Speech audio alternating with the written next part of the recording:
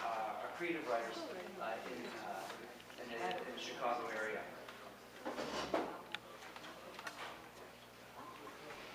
What I'll do is, and when it's time for me to say it, I'll up to this microphone, and then we have possible.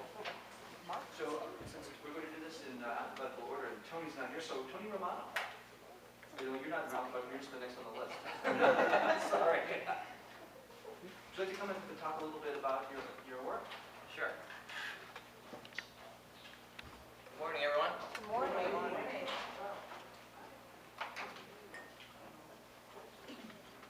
This is going to be very short because I don't have any prepared comments. I know Fred really well. He said he was going to moderate. He said he was going to ask his questions, but I do have a few things I can say.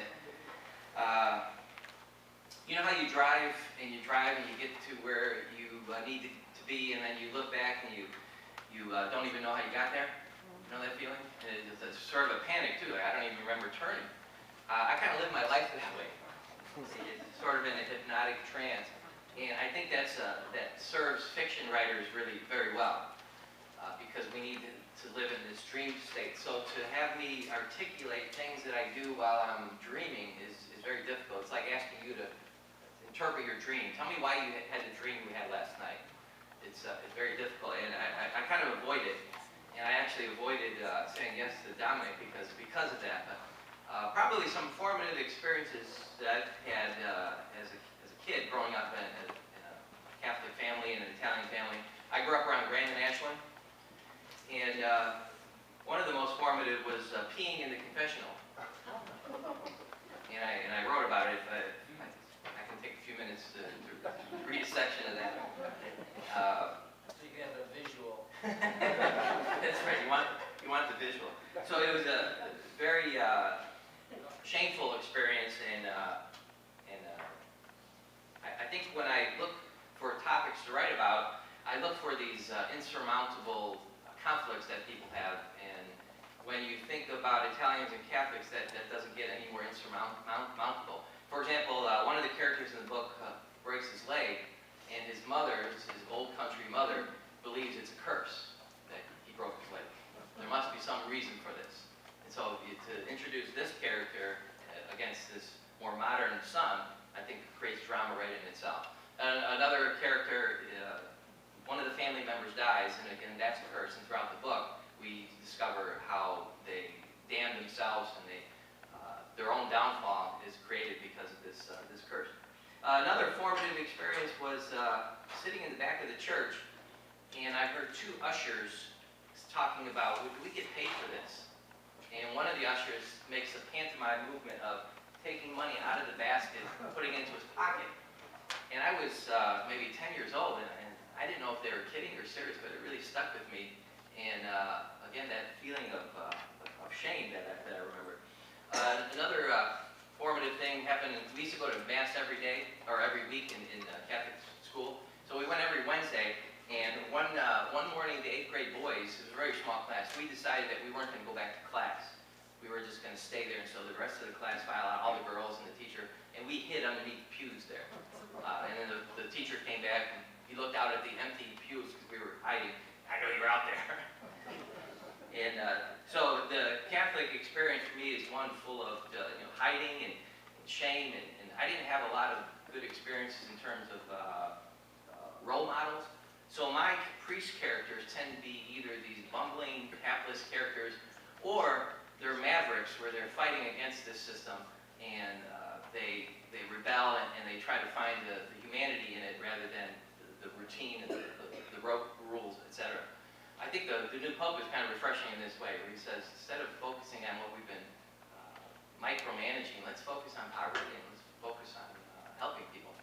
So let me just read this as a short section. I think it'll give you a better idea rather than me rambling. This is, I'm just going to read like a page or two. This is a story about a young man who breaks his leg and he has to go back home and live with his mother. And he's a young man, he's 25 years old, to live with his mother who believes this broken leg is a curse. On day 10, Mama gave me a St. Christopher's medal and had Father Joe from St. Columkill in the old neighborhood pay me a visit.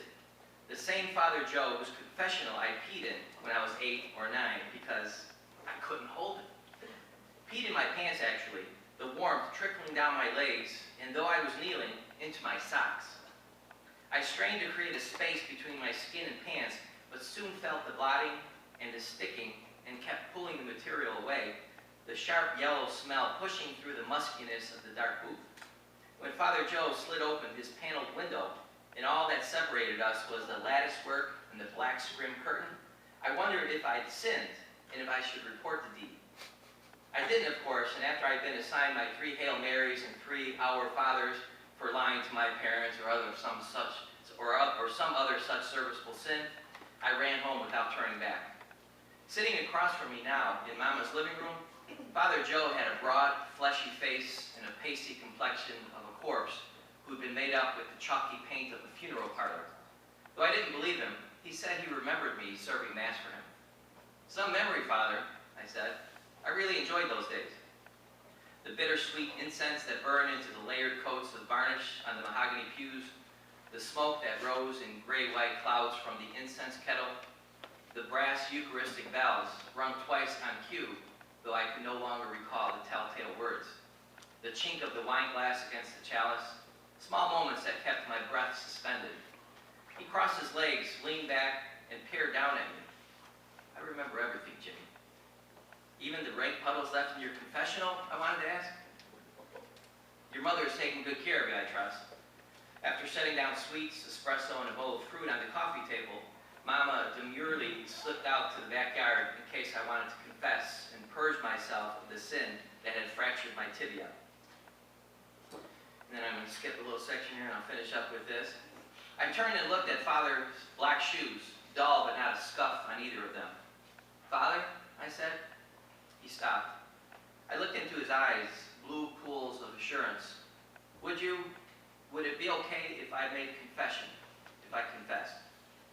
Without a word, he brought his chair closer to the couch, sat facing the living room picture window, and bowed his head.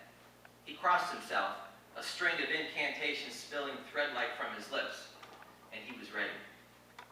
I needed more dark. The afternoon sun poured through the window in glimmering shafts of gold, and even with my eyelids closed, splintered through. "Bless me, Father," I said, and made the sign of the cross, "for I have sinned.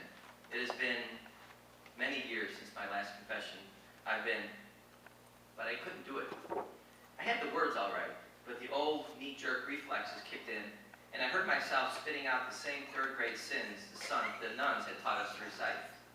The sisters had meant well to offer suggestions, but most of us simply memorized and juggled the list from week to week.